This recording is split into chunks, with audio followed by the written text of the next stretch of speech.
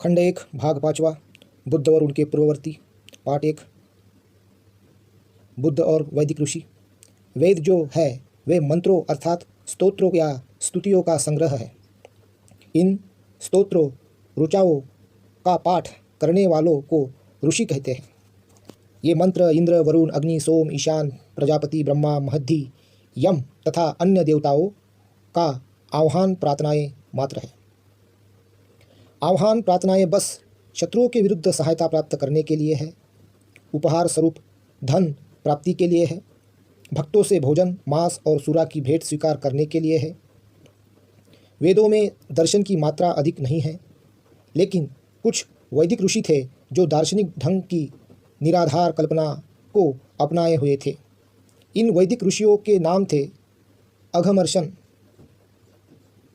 प्रजापति परमेष्टि, ब्रह्मस्पति जिन्हें बृहस्पति भी कहा जाता है, अनिल, दीर्घतमा, नारायण, हिरण्यगर्भ तथा विश्वकर्मा। इन वैदिक दार्शनिकों की मुख्य समस्याएं थी। संसार की उत्पत्ति कैसे हुई, अलग अलग वस्तुओं की उत्पत्ति किस प्रकार हुई, उनकी एकता और अस्तित्व क्यों है, किसने उत्पत्ति की और किसने व्यवस्था की, यह संसार किससे उत्पन्न हुआ और फिर किसमें विलीन हो जाएगा। अघमर्षण का कथन था कि संसार की उत्पत्ति तपस ताप से हुई है। तपस ही वह मुख्य उत्पत्ति का तत्व है जिससे नित्य नियम और सत्य की उत्पत्ति हुई है। इन्हीं से रात्रि तमस की उत्पत्ति है। तमस से जल की उत्पत्ति हुई और जल से काल की। काल ने सूर्य तथा चंद्रमा पैदा किए। स्वर्ग और पृथ्वी, अंतरिक्ष और प्रकाश तथा दिन और रातों का विधान हुआ। ब्रह्मस्पति की अवधारणा थी कि सृष्टि की उत्पत्ति असत से सत रूप में आई। असत से कदाचित उसका आशय अनंत से था। सत मूल रूप से असत से ही उत्पन्न हुआ। असत ही सभी संभव असत का स्थायी मूलाधार है। प्रजापति परमेष्टि ने जिस समस्या को उठाया वह यह थी कि क्या सत की उत्पत्ति असत से हुई। उसका मत था कि यह प्रश्न प्रासंगिक नहीं है। उसके मत के अनुसार समस्त जगत का मूलाधार जल है। उसकी दृष्टि में मूल तत्व जल है जो ना सत के अंतर्गत आता है और ना असत के। परमेष्टि ने जड़ तत्व और चेतन के बीच कोई विभाजक रेखा नहीं खींची। उनके मत के अनुसार किसी निहित तत्व के ही कारण जल भिन्न भिन्न वस्तुओं का आकार ग्रहण करता है। उसने इस विश्वव्यापी इच्छा शक्ति को कर्म नाम दिया। अनिल नाम का एक दूसरा वैदिक दार्शनिक था। उसके विचार में वायु ही मुख्य तत्व है। इसमें गतिशीलता के लिए अंतर्निहित क्षमता है। यह उत्पादन के मूल तत्व से संपन्न है। दीर्घतमा का मत था कि समस्त जीवित प्राणी अंततः सूर्य पर निर्भर करते हैं। सूर्य थामा गया है और अपनी अंतर्निहित शक्ति से आगे पीछे धकेला जाता है। सूर्य किसी भूरी शक्ल के पदार्थ से बना है और वैसे ही विद्युत तथा अग्नि भी निर्मित है। सूर्य, विद्युत और अग्नि से ही जल का बीजांकुर बनता है और जल पौधों का बीजांकुर बनाता है। दीर्घतमा के ऐसे विचार थे। नारायण के मत के अनुसार पुरुष, ईश्वर ही जगत का आदि कारण है। पुरुष से ही सूर्य, चंद्रमा, पृथ्वी, जल, अग्नि, वायु, अंतरिक्ष, आकाश, क्षेत्र, ऋतुएं, वायु के जीव, सभी पशु, सभी वर्गों के मनुष्य तथा सभी मानवीय संस्थाओं की उत्पत्ति हुई है। सिद्धांत की दृष्टि से हिरण्यगर्भ तो परमेष्टि और नारायण के बीच के मत का था। हिरण्यगर्भ का मतलब है स्वर्ण बीजांकुर। यही विश्व की वह महान शक्ति है जिसमें से दूसरी सभी पार्थिव तथा दिव्य शक्तियों तथा अस्तित्व की उत्पत्ति होती है। हिरण्यगर्भ का अर्थ है अग्नि। यह अग्नि ही है जो सौर मंडल का उपादान तत्व है और विश्व की उत्पादक शक्ति का सिद्धांत है। विश्वकर्मा के मत के अनुसार ऐसा मानना अपर्याप्त और असंतोषजनक है कि जल ही सभी वस्तुओं के आदि मूल में है और जल ही से समस्त संसार की उत्पत्ति हुई है और इससे ही इसे गतिमान होने की अंतर्निहित शक्ति मिली है। यदि हम जल को ही मूल उपादान माने तो अंतर्निहित परिवर्तनशीलता के सिद्धांत के अधीन है। तो पहले हमें यह बताना होगा कि जल की उत्पत्ति कैसे हुई और जल में वह शक्ति, वह उत्पादक सिद्धांत कहाँ से आए और शक्ति के मूल तत्व, अन्य नियम और शेष सब कुछ कैसे अस्तित्व में आए। विश्वकर्मा का मत था कि ईश्वर ही सबका उपादान कारण है, मूलाधार है। ईश्वर आदि में है, ईश्वर अंत में है, वह इस दृश्य संसार के पहले से है। इन सभी विश्व शक्तियों के अस्तित्व में आने से भी पहले से उसका अस्तित्व है। अकेले ईश्वर द्वारा ही यह विश्व उत्पन्न है और संचालित है। ईश्वर एक और केवल एक है, वह अजन्मा है और उसी में सभी उत्पन्न चीज़ों का निवास है। वह विचार से महाबली है और उसकी सामर्थ्य भी श्रेष्ठ है। वही उत्पन्न करने वाला है, वही विनाश करने वाला है। पिता की हैसियत से उसने हमें उत्पन्न किया और यमराज के रूप में वह हम सब के परिणाम से परिचित है। बुद्ध ने सभी वैदिक ऋषियों को आदरणीय नहीं माना। उन्होंने केवल 10 वैदिक ऋषियों को सर्वाधिक प्राचीन तथा मुख्य मंत्र रचयिता माना, लेकिन उन मंत्रों में उन्हें ऐसा कुछ भी नहीं दिखा जो मानव के नैतिक उत्थान में सहायक हो। बुद्ध की दृष्टि में वेद मरुभूमि के समान बेकार थे। इसलिए बुद्ध ने वेद मंत्रों का बहिष्कार किया और उन्हें इस योग्य नहीं समझा कि उनसे कुछ सीखा या ग्रहण किया जाए। इसी प्रकार बुद्ध को वैदिक ऋषियों के दर्शन में भी कोई सार दिखाई नहीं दिया। वे ऋषि सत्य की खोज में थे, किंतु वे सत्य तक पहुंच नहीं पाए थे। उनके सिद्धांत केवल मनोकल्पना की उड़ानें थी, जो ना ही तर्क और ना ही यथार्थता पर आधारित थे। दर्शन के क्षेत्र में उनके योगदान ने किसी भी सामाजिक मूल्यों की उत्पत्ति नहीं की। इसलिए उन्होंने वैदिक ऋषियों के दर्शन को बेकार जानकर उन्हें अस्वीकार कर दिया। 2. दार्शनिक कपिल। प्राचीन भारतीय दार्शनिकों में कपिल सर्वाधिक प्रसिद्ध थे। उनका दार्शनिक दृष्टिकोण अनोखा था। एक दार्शनिक के रूप में वह अपने में मानो एक दार्शनिक वर्ग ही थे। उनका दर्शन सांख्य दर्शन कहा जाता था। उनकी दार्शनिक मान्यताएं चौंका देने वाली थी। सत्य को प्रमाण से समर्थित होना चाहिए। सांख्य दर्शन का यह प्रथम सिद्धांत है, बिना प्रमाण के सत्य का अस्तित्व नहीं। सत्य को सिद्ध करने के लिए कपिल ने केवल 2 प्रमाण स्वीकार किए, प्रत्यक्ष और अनुमान। प्रत्यक्ष प्रमाण से मतलब है मन के माध्यम से विद्यमान वस्तु की जानकारी। अनुमान प्रमाण 3 प्रकार के हैं। कारण से कार्य का अनुमान, जैसे बादलों के अस्तित्व से वर्षा का अनुमान।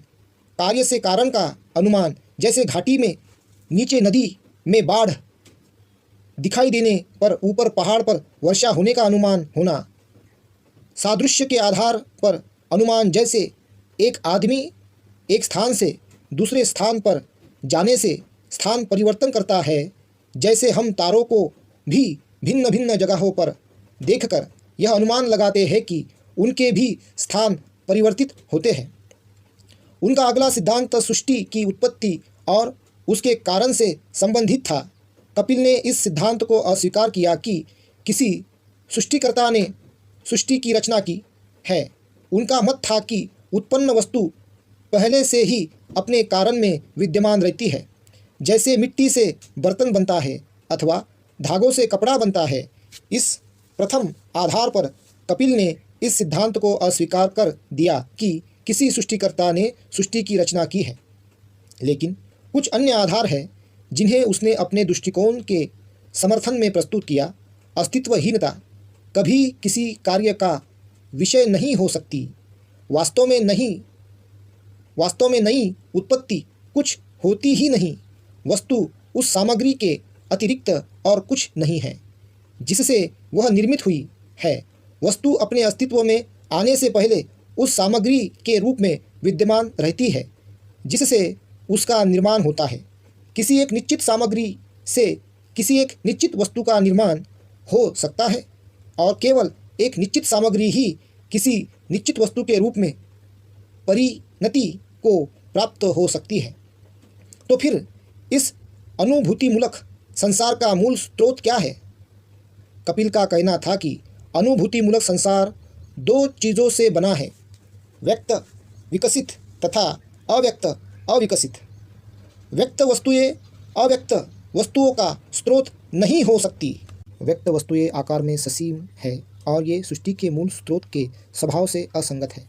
सभी व्यक्त वस्तुएं परस्पर सदृश होती है, इसलिए कोई भी एक व्यक्त वस्तु किसी दूसरी व्यक्त वस्तु का अंतिम स्रोत नहीं मानी जा सकती। और फिर क्योंकि वे स्वयं किसी एक ही मूल स्रोत से उत्पन्न होती है, इसलिए वे स्वयं मूल स्रोत नहीं हो सकती। कपिल का अगला तर्क था कि एक कार्य को अपने कारण से भिन्न होना ही चाहिए, यद्यपि उस कार्य में कारण निहित रहता ही है। जब ऐसा है तो विश्व स्वयं ही अंतिम कारण नहीं हो सकता, इसे किसी अंतिम कारण का परिणाम होना चाहिए। जब पूछा गया कि अव्यक्त की अनुभूति क्यों नहीं होती, इसकी कोई भी क्रिया इंद्रिय गोचर क्यों नहीं होती जिससे इसे अनुभव किया जा सके, तो कपिल ने उत्तर दिया, ऐसा अनेक कारणों से हो सकता है अनेक दूसरी वस्तुओं की तरह जिनके अस्तित्व में कोई शंका नहीं है। उनका अच्छा स्वभाव इन्हें अति सूक्ष्म बना देता है और उनकी अनुभूति नहीं होती, अथवा अनुभूति में कोई एक तीसरी वस्तु बाधक हो। उसी प्रकार जैसे किसी का मिश्रण हो अथवा किसी तीव्रतर वेदना अनुभूति के कारण अनुभूति न होती हो, अथवा अंधेपन या किसी अन्य इंद्रिय दोष के कारण अनुभूति न होती हो, अथवा दृष्टा के मस्तिष्क की विकलता के ही कारण अनुभूति न होती हो। जब पूछा गया तो विश्व का मूल स्रोत क्या है, विश्व के व्यक्त रूप तथा अव्यक्त रूप में क्या अंतर होता है? कपिल का उत्तर था, व्यक्त रूप का भी कारण होता है तथा अव्यक्त रूप का भी कारण होता है, लेकिन दोनों के मूल स्रोत स्वतंत्र हैं और उनका कोई कारण नहीं है। व्यक्त वस्तुओं की संख्या अनेक है और वे क्षेत्र तथा नाम में सीमित है। उनका स्रोत एक ही है, नित्य और सर्वव्यापक है। व्यक्त वस्तुएं क्रियाशील है, उनके अंग व हिस्से होते हैं। सबका मूल स्रोत आसन्न रहता है, लेकिन न वह क्रियाशील होता है और न उसके अंग व हिस्से होते हैं। कपिल का तर्क था कि अव्यक्त के विकास की प्रक्रिया व्यक्त में परिणत उन तीन गुणों की क्रियाशीलता का परिणाम है जिनसे उसका निर्माण हुआ है। सत्व, रज और तम ये तीन गुण हैं। इन तीन संघटकों अथवा गुणों में प्रथम अर्थात सत्व तो प्रकृति में प्रकाश के सदृश है, जो प्रकट करता है, जो मनुष्यों को सुख देता है। दूसरा गुण है रज, जो प्रेरित करता है, जो संचालित करता है, जो क्रियाशीलता को उत्पन्न करता है। तीसरा गुण है तम, जो भारीपन का घोतक है, जो अपेक्षा अथवा निष्क्रियता को नियंत्रित करता है। तीनों संघटक परस्पर संबद्ध होकर क्रियाशील होते हैं। वे एक दूसरे पर हावी होते हैं और एक दूसरे के सहायक होते हैं। वे एक दूसरे से मिले रहते हैं। जिस प्रकार लौ, तेल और बत्ती के परस्पर मिलन से दीपक जलता है, उसी प्रकार ये तीनों गुण भी मिलकर क्रियाशील होते हैं। जब तीनों गुण पूर्ण संतुलन में होते हैं तो कोई भी एक गुण दूसरे पर हावी नहीं होता है। उस समय यह विश्व अचेतन हो जाता है, उसका विकास रुक जाता है। जब तीनों गुण संतुलन में नहीं होते तो एक गुण दूसरे पर हावी होता है, तब विश्व सचेतन हो जाता है और उसका विकास आरंभ हो जाता है। यह पूछे जाने पर कि गुणों में असंतुलन क्यों हो जाता है, कपिल का उत्तर था कि इन तीनों गुणों के संतुलन में गड़बड़ होने का कारण दुख की उपस्थिति है। ऐसे थे कपिल के दर्शन के सिद्धांत। अन्य सभी दार्शनिकों की अपेक्षा बुद्ध कपिल के ही सिद्धांतों से विशेष रूप से प्रभावित थे। कपिल ही एक ऐसे दार्शनिक थे जिनकी शिक्षाएं बुद्ध को तर्क और यथार्थता पर आधारित जान पड़ी, लेकिन बुद्ध ने कपिल की सभी शिक्षाओं को स्वीकार नहीं किया। कपिल की केवल 3 ही बातों को उन्होंने स्वीकार किया, उन्होंने यह स्वीकार किया कि सत्य को प्रमाण पर आश्रित होना चाहिए, चिंतन का आधार विवेक होना चाहिए। उन्होंने स्वीकार किया कि इस मान्यता के पीछे कोई तार्किक या तथ्यपरक आधार नहीं है कि ईश्वर का अस्तित्व है अथवा उसने विश्व की उत्पत्ति की है। उन्हें यह मान्य था कि संसार में दुख है। कपिल की शेष शिक्षाओं को उन्होंने छोड़ दिया क्योंकि वे उनके उद्देश्य के लिए प्रासंगिक नहीं थी। पार्ट 3, ब्राह्मण ग्रंथ। वेदों के बाद वे धार्मिक ग्रंथ आते हैं जिन्हें ब्राह्मण ग्रंथ कहते हैं। ये दोनों ही पवित्र ग्रंथ माने जाते थे। वास्तव में ब्राह्मण ग्रंथ भी वेदों का ही एक भाग है। दोनों का साथ साथ अध्ययन किया जाता था और उन्हें एक सामूहिक नाम श्रुति से जाना जाता था। ब्राह्मणों का दर्शन 4 धारणाओं पर आधारित था। सबसे पहली धारणा थी कि वेद न केवल पवित्र है बल्कि वे भ्रमातीत अचूक है और उन पर प्रश्न नहीं लगाया जा सकता। ब्राह्मणी दर्शन की दूसरी धारणा थी कि आत्मा की मुक्ति अर्थात जन्म मरण या संसरण से मुक्ति वैदिक बलि तथा दूसरे धार्मिक अनुष्ठान और धर्म क्रियाओं और ब्राह्मणों को दान देने से ही संभव है। ब्राह्मणों के पास केवल वेदों में दिया गया एक आदर्श धर्म का सिद्धांत ही नहीं था बल्कि उनके पास एक आदर्श समाज का सिद्धांत भी था। उनके इस आदर्श समाज के ढांचे का नाम था चातुर्वर्ण। यह वेदों से जुड़ा हुआ है और क्योंकि वेद अमोघ है और उनके अधिकार पर किसी भी प्रकार का प्रश्न चिन्ह नहीं लगाया जा सकता, इसलिए एक आदर्श समाज के नमूने के रूप में चातुर्वर्ण भी अमोघ है और उस पर प्रश्न नहीं उठाया जा सकता। समाज का यह आदर्श कुछ नियमों पर आधारित था। पहला नियम था कि समाज 4 वर्गों में विभक्त होना चाहिए, ब्राह्मण, क्षत्रिय, वैश्य और शूद्र। दूसरा नियम था कि इन चारों वर्गों में सामाजिक समानता नहीं हो सकती। इन सबको क्रमिक असमानता के नियम से परस्पर बाध्य रहना चाहिए। ब्राह्मण सर्वोच्च हो, ब्राह्मणों के नीचे किंतु वैश्यों के ऊपर क्षत्रिय हो, क्षत्रियों के नीचे किंतु शूद्रों से ऊपर वैश्य हो और शूद्र सबके नीचे है और शूद्र सबके नीचे हो। अधिकार और विशेष सुविधाओं के मामले में ये 4 वर्ग एक दूसरे के समान नहीं थे। क्रमिक असमानता के नियम ही अधिकारों और सुविधाओं का निर्धारण करते थे।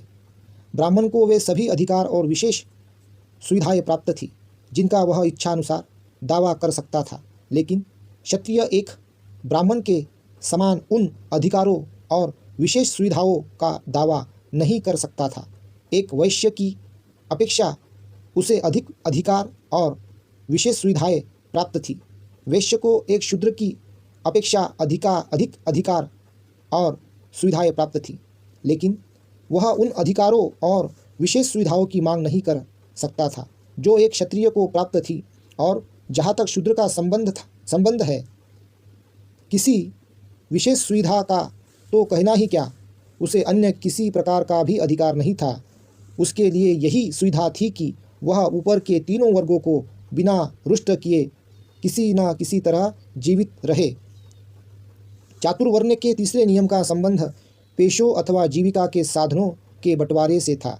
ब्राह्मण का पेशा था पढ़ना पढ़ाना और धार्मिक संस्कार करना, क्षत्रिय का पेशा था युद्ध करना, वैश्य का पेशा था व्यापार, शूद्र का पेशा था ऊपर के तीनों उच्च वर्गों की सेवा करना। इन चारों वर्गों का यह विभाजन ऐसा नहीं था कि एक वर्ग किसी दूसरे वर्ग का पेशा कर सके। प्रत्येक वर्ग केवल अपना ही पेशा कर सकता था और कोई भी एक वर्ग किसी दूसरे के पेशे में अतिक्रमण नहीं कर सकता था। चातुर्वर्ण का चौथा नियम शिक्षा के अधिकार से संबंधित था। चातुर्वर्ण के आदर्श के अनुसार केवल पहले 3 वर्ग ब्राह्मण, क्षत्रिय और वैश्य ही शिक्षा के अधिकारी थे। शूद्रों का वर्ण शिक्षा के अधिकार से वंचित था। इस चातुर्वर्ण के नियम ने केवल शूद्रों को ही शिक्षित होने से वंचित नहीं किया था, बल्कि ब्राह्मण, क्षत्रिय और वैश्य वर्गों से संबंधित सभी स्त्रियों को भी शिक्षा के अधिकार से वंचित कर दिया था। एक 5वां नियम भी था। इसके अनुसार आदमी के जीवन को 4 अवस्थाओं में बांटा गया था। पहली अवस्था ब्रह्मचर्याश्रम कहलाती थी, दूसरी अवस्था गृहस्थाश्रम कहलाती थी, तीसरी अवस्था वानप्रस्थाश्रम कहलाती थी और चौथी अवस्था संन्यासाश्रम कहलाती थी।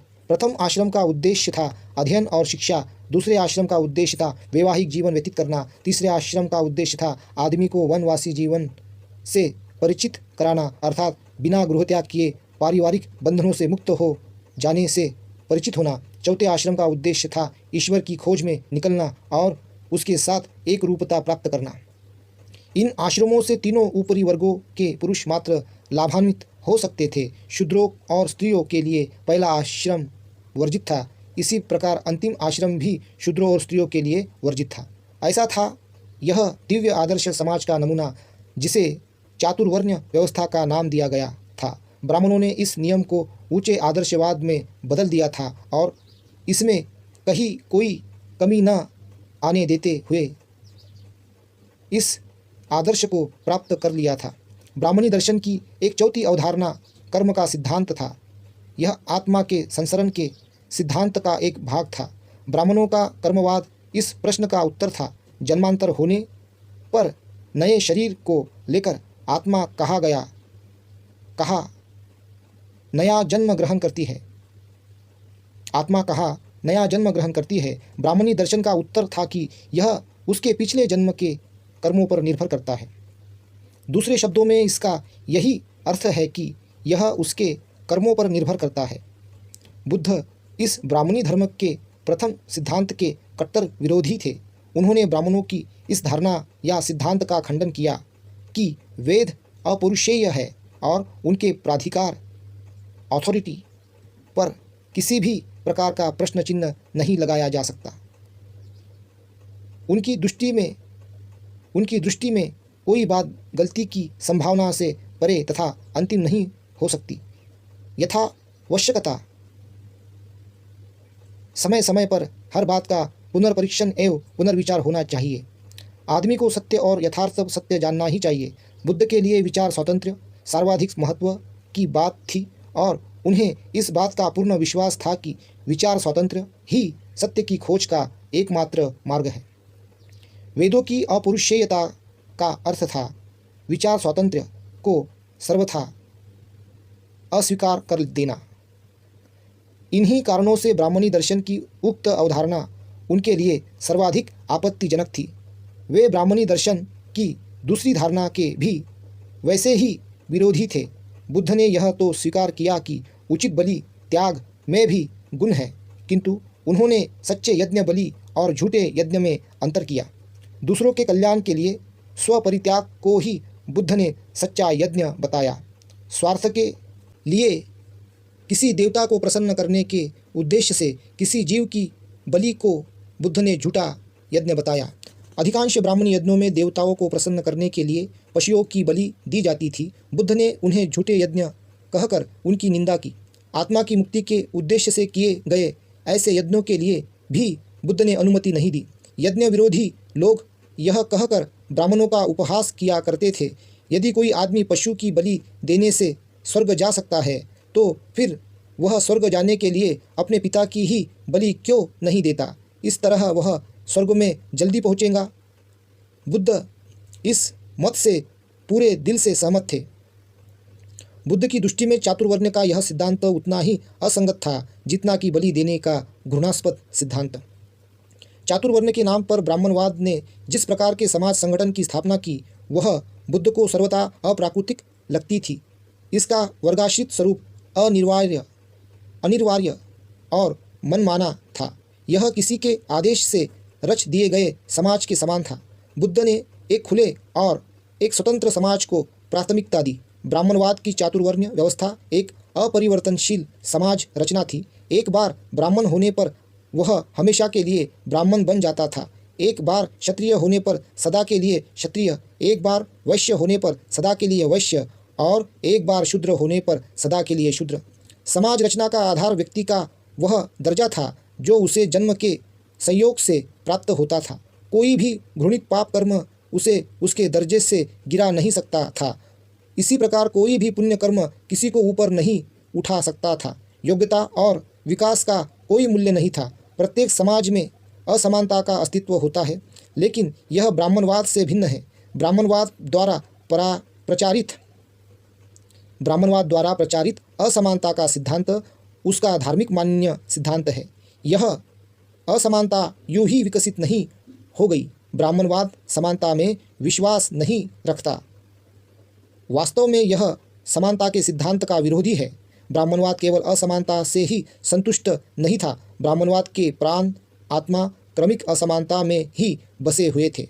बुद्ध ने सोचा, समन्वय तथा मैत्री की भावना उत्पन्न करने के बजाय यह क्रमिक असमानता समाज में आरोही नीचे से ऊपर की ओर क्रमिक घृणा की भावना पैदा कर देंगी। उसी तरह दूसरी ओर अवरोही ऊपर से नीचे की ओर अवज्ञा तिरस्कार की भावना पैदा कर देंगी, जिससे समाज में सतत संघर्ष बना रहेगा। चारों वर्गों के पेशे भी निश्चित थे। चुनाव की स्वतंत्रता नहीं थी। इतना ही नहीं, ये पेशे दक्षता के अनुसार नहीं बल्कि जन्म के अनुसार निश्चित किए गए थे। चातुर्वर्ण के नियमों की गंभीरता से समीक्षा करने पर बुद्ध इस निष्कर्ष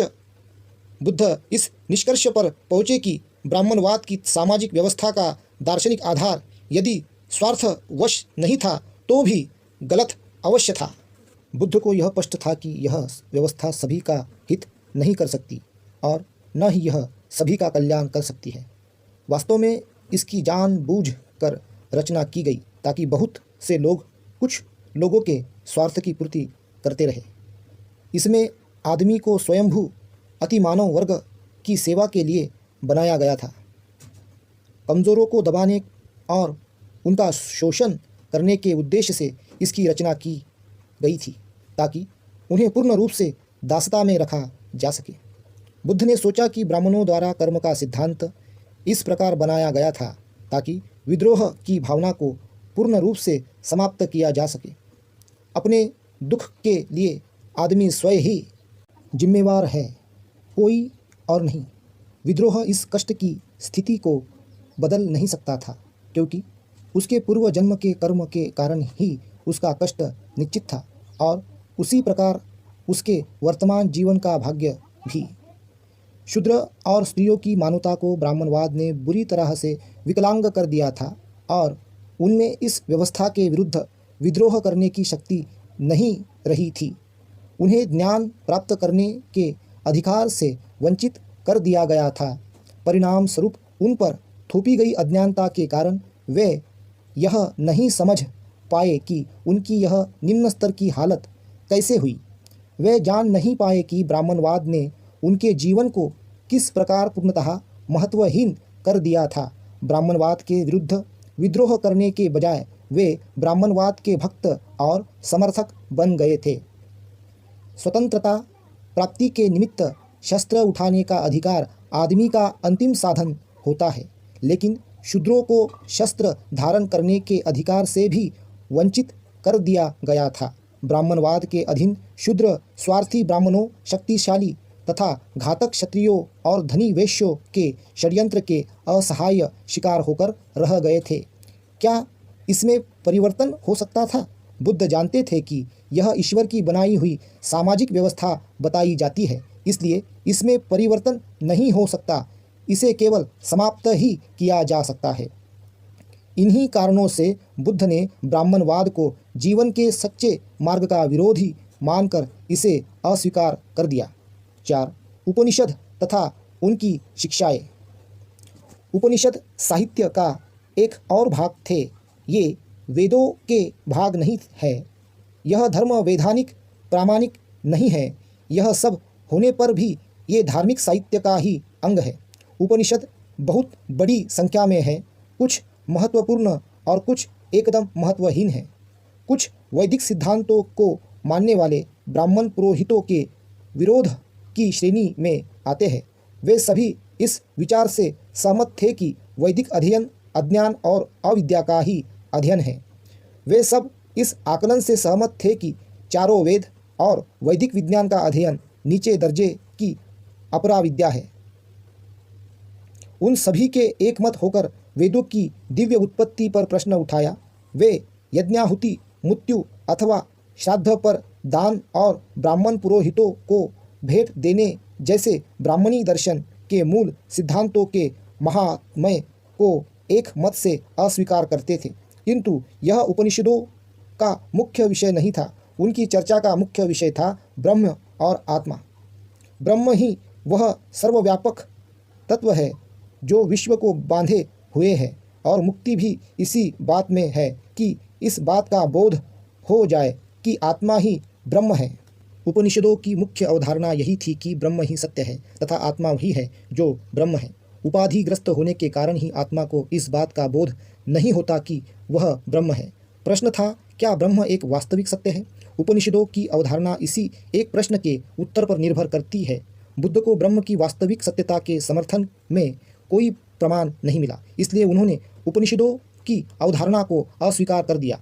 ऐसा नहीं है कि उपनिषदों के रचयिताओं से इस संबंध में प्रश्न ही न पूछे गए हो, वे पूछे गए थे। इस तरह के प्रश्न याज्ञवल्क्य जैसे महान ऋषि से भी पूछे गए थे, जिसकी बृहदारण्यक उपनिषद में महत्वपूर्ण भूमिका थी। उससे पूछा गया था, ब्रह्म क्या है, आत्मा क्या है? याज्ञवल्क्य इतना ही उत्तर दे सके थे, नेति नेति, मैं नहीं जानता, मैं नहीं जानता। बुद्ध ने पूछा, जिसके विषय में कोई कुछ जानता ही नहीं, वह वास्तविक सत्य कैसे हो सकता है?